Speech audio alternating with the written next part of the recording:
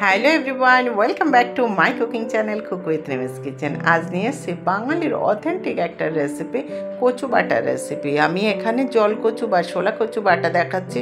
একটু অন্যরকম বাটা বা ভর্তা রেসিপি বানানো আমি এখানে দেখাচ্ছি। অনেক রকম কচু বাটা খেয়েছেন, তবে এই স্টাইলে একবার কচু বাটা খেয়ে দেখুন তো কেমন লাগে।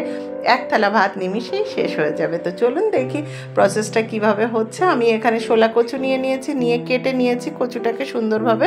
আর অন্যদিকে আমি জল একটু ফুটিয়ে নিয়েছি, নিয়ে কচু কেটে ধুয়ে নিয়েছি, সেটা আমি এখানে দিয়ে দিচ্ছি। দিয়ে আমি বেশ 80% মতো আমি বয়েল করে নেব কচুটা। নিয়ে আমি এটা আপনারা শিলেও পেস্ট করে নিতে পারেন, আবার মিক্সার গ্রাইন্ডারেও পেস্ট করে নিতে পারেন।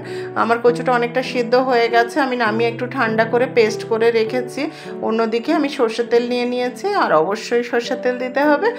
আর তার মধ্যে আমি 2-3টে কাঁচা লঙ্কা ফোড়ন হিসাবে দিয়ে দিয়েছি।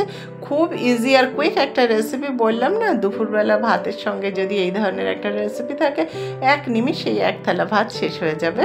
তো আর আমি এখানে ফোড়ন হিসাবে কালো জিরা ব্যবহার করলাম। আর আমি রসুন কুচি, আমি এই ধরনের বাটা বা ভর্তার ক্ষেত্রে রসুন অবশ্যই ব্যবহার করে থাকি, রসুন কিংবা পেঁয়াজ। আপনারা চাইলে যখন নিরামিষ বানাই তখন সেক্ষেত্রে তো আলাদা কাসুন্দি দিয়ে দিই, কিন্তু এক্ষেত্রে কিন্তু আমি এটা নিরামিষ নয়, একেবারেই রসুন পেঁয়াজ দিয়ে বানাচ্ছি। খুব দুর্দান্ত একটা রেসিপি, অবশ্যই পুরো রেসিপির সাথে থাকুন আর দেখতে থাকুন কিভাবে বানাচ্ছি আর কেমন হয় রেসিপিটি। অবশ্যই আমার চ্যানেলের নতুন ভিউয়ার্স হলে এক্ষুনি একটা লাইক করে দিন, কমেন্ট করে জানাতে ভুলবেন না কেমন হলো।